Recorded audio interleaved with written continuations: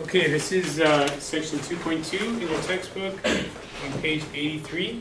We're looking at multiplying and dividing powers. So remember, just to remember what a power is. If we have this whole term, this is called a power. This is a power. The bottom term is called the base, and the top is called the exponent. Okay, so the whole thing is the power. All of those things together. All right, so when we're multiplying powers, one of the things we notice is if we expand this multiplication out, so we have 3 to the exponent of 1 multiplied by 3 to the exponent of 2. So if we expand them out, 3 to the exponent of 1, of course, is just 3, and 3 to the exponent of 2 is 3 times 3. So what we end up getting then is 3 times 3 times 3, which is also another way of saying 3 to the exponent of 3.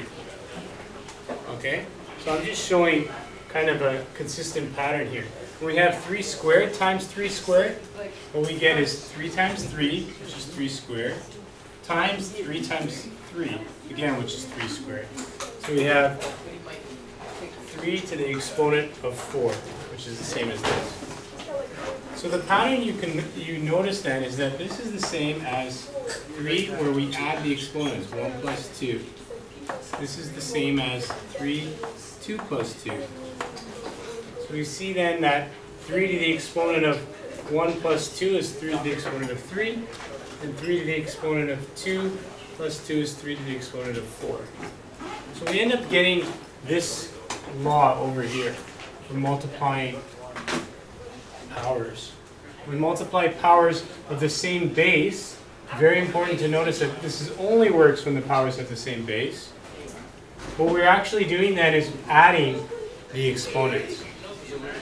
So a to the exponent of m multiplied by a to the exponent of n, okay, gives us a result of a m plus n. Okay, here. So again, when we have powers both with the same base and we multiply them, we're actually adding the exponents. Okay, so we've proven that in 2 examples here. Division, very similarly, when we have exponents with the same, powers with the same base again, when we're dividing now, we're actually subtracting the exponents. Okay, and the way that works out is if we expand 3 squared here, divided by, another way of saying over 3, we notice that 2 of the 3's cancel out, and we're left with 3 to the exponent of 1. Similarly, 3 to the exponent of 4 divided by 3 to the exponent of 2. If we show the expanded version here, we notice that these 2 3's cross out with these 2 3's, we're left with 3 squared. So the pattern again develops where we're now subtracting the exponents.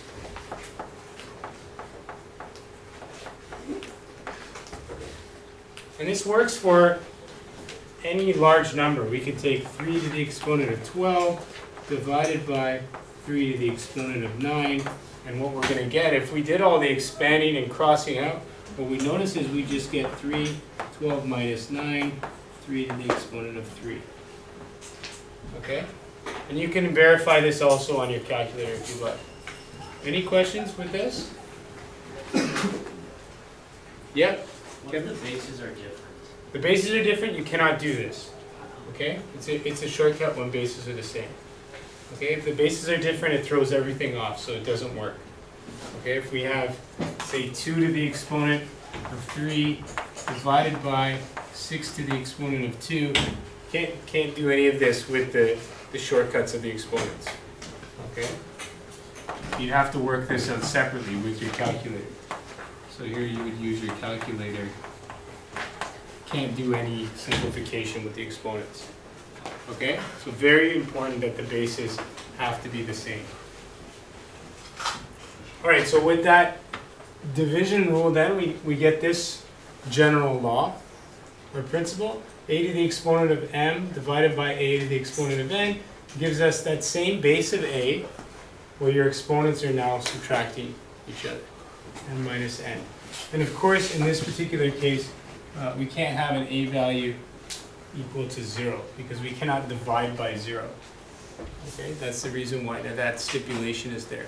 Because if we divide by 0, the result is undefined. So whenever we have a quotient or division, we do have to make that stipulation. So again here, a over b to the exponent of m. What I'd like to point out here is that the exponent, and we've talked about this before, applies both to the a as well as to the b in this particular fraction. And then of course noting that b cannot equal 0 because it's on the denominator. Okay, and we don't have that as defined. Divisible by 0. So when two powers have the same base, these principles can be used to simplify their product or quotient. It's the main theory of the lesson today. That's about it. Okay, and everything is just working with different examples. And it only works when the powers have the same base. So let's look at some examples now. See how we can use this.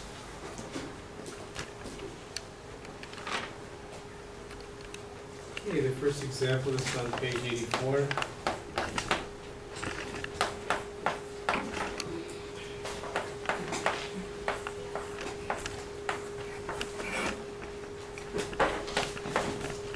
Okay, you see brackets in this question, but please note that this expression would be,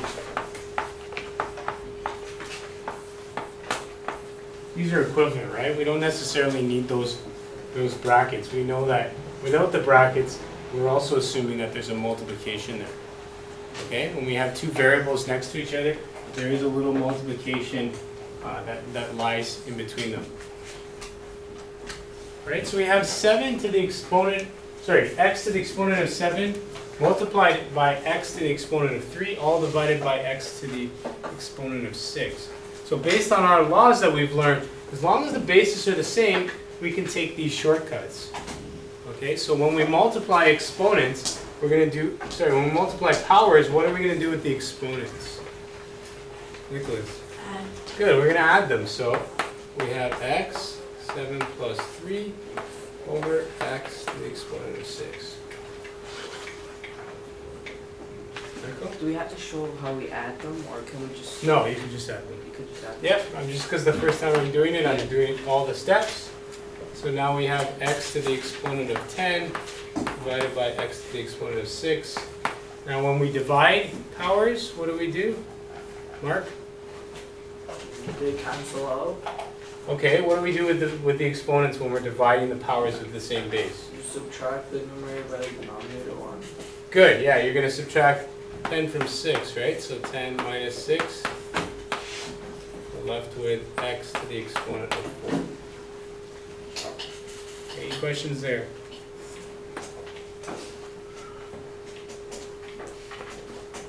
All right, we could have done this another way as well. That's the one direction I took. I dealt with the numerator first. That's what I prefer to do. But you also might have said, okay, well, x, you could have done it this way as well, right? You could have said,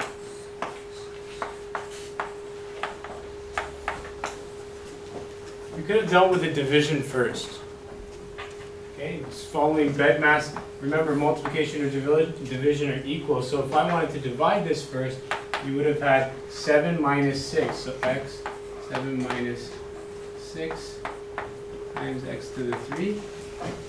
Sometimes we use a dot for multiplication. I don't know if you've seen that before or not, but that's typical as well.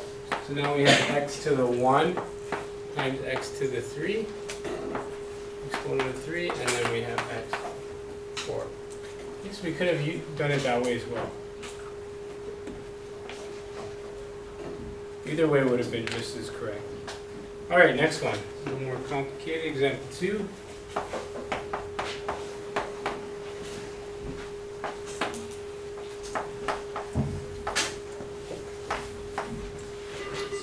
Good morning, Mr. Mills. Hi there. Is Jesse Essigby in class? Yes?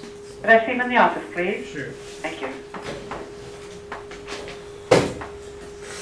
Okay, in this example, it's a little more complex. we have a y variable as well. And it says evaluate when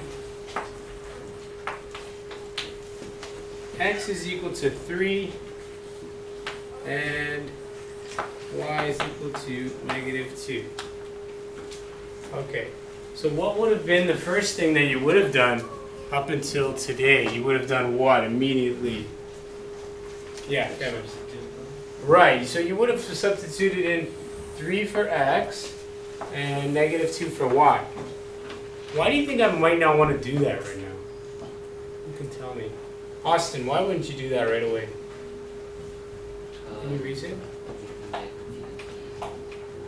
You could, okay, you could get confused, but kind of another reason, Michael? There'd be a lot of brackets. Yeah, it's gonna be a lot of brackets. So Austin, Michael, same thing, you're gonna get confused. But there's another reason why I wouldn't want to do it right away. Believe. Can't you also y over 5? Yeah, so there's a few things I can do first, right? I can simplify things. So always before we want to substitute in terms, we always want to simplify first. Okay, it just makes your life easier. So we want to leave the variables as they are, simplify everything, and then at the end we'll substitute in. Not that you would have got the wrong answer, just that this way is going to be much easier and much quicker as well. Because we won't deal with these numbers until the very end. Alright, so let's see what we can simplify here. So this expression now, remember everything is multiplied. This is multiplied, this is multiplied. So because it's multiplied, I could rearrange the variables so they're next to each other if I want, right? If I can't see it right away, maybe I want to put the x's together. So x to the 4 times x to the 3 times y to the 3 y to the 5. So I haven't changed anything. I've just kind of moved things around, which is fine. When we're multiplying, that's fine. We can do that, right? 5 times 3 is the same thing as 3 times 5. Okay, so I've just moved things a little bit around. Leave the bottom the same. There's nothing to change. Now I can simplify a few things. Because I have the same base here, I'm going to add the exponents.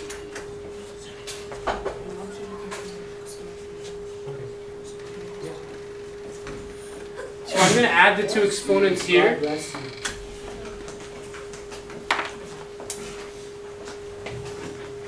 So I'm going to add these two exponents. I get x to the 7 and y to the exponent of 8 divided by x to the 5, y to the 5. Okay? Any questions what I've done there so far? Now finally again, same base as x. So I'm going to do x, the exponent of 7 minus 5 because we're dividing, y to the exponent of 8 minus the exponent of 5. So that gives me x squared y cubed. And now, finally, now I'm going to substitute these values in. So again, when I substitute, that law doesn't change. I'm still going to use brackets. Very important because we want to know that that negative sign gets cubed. So we're left with 9 multiplied by -8 -72.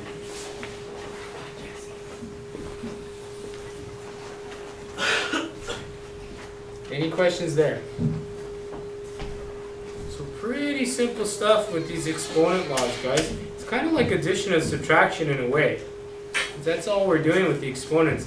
The only tough part is to recognize when can we divide them, when can we subtract them, and when can we add them. That's it. Once you get this under grasp, it's quite easy.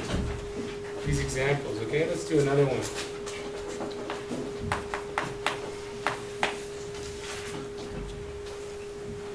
For this one, we now have rational numbers or fractions involved.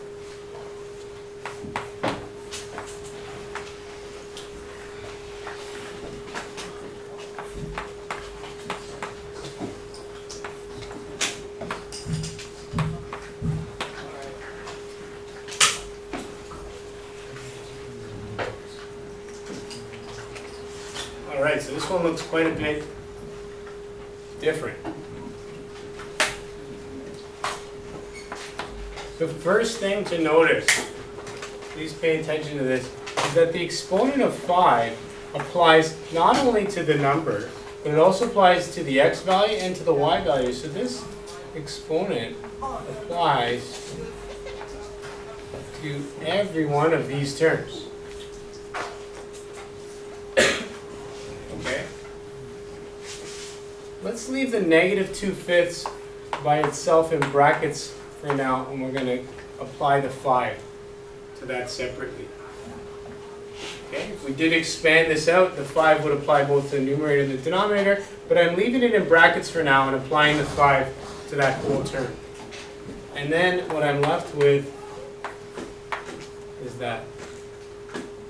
Okay? So I've expanded the numerator.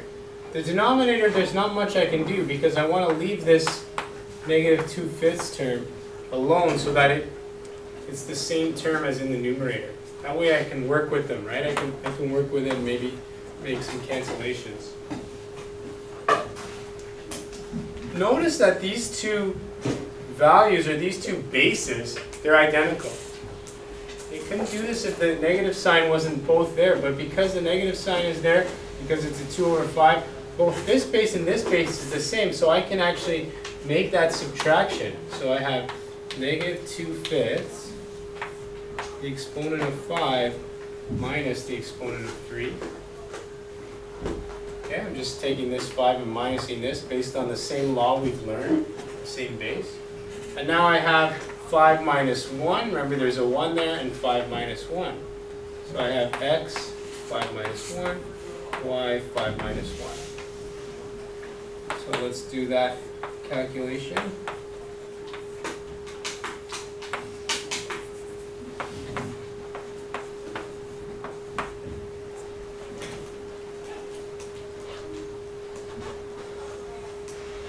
Any questions there so far? And finally, if I do now finally want to expand this term, I can make that square.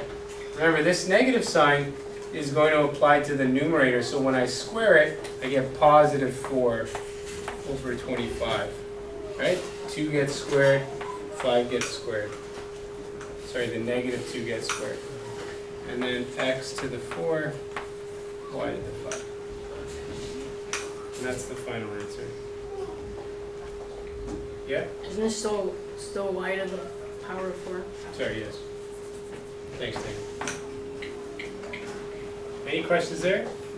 Don't just answer it at the end? There's no values to sub in for x and y, so that's the answer. Yes. Okay? But you're right, if it said sub in x is 1 and y is 2, I would have done all that and then subbed it in at the very end. Yeah. Any questions?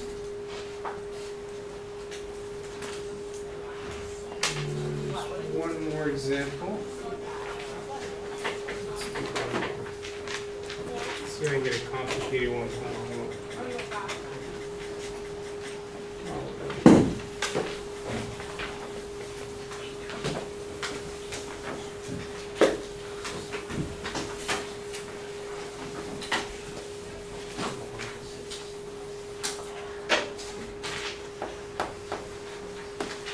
Okay, we'll do one more. This is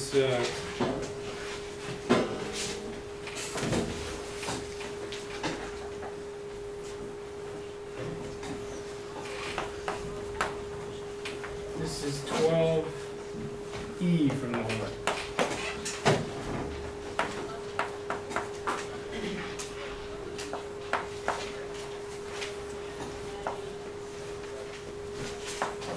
So again, they put brackets around these two powers. Not necessary though. Would have been the exact same question if all these brackets weren't there.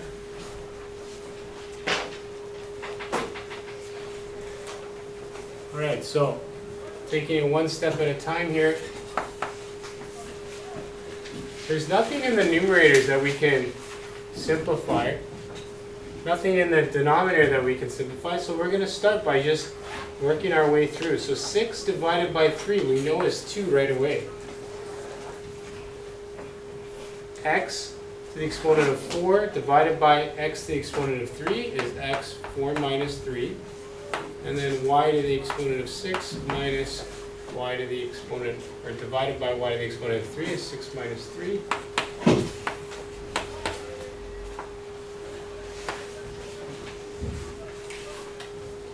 Okay, pretty easy stuff, I hope.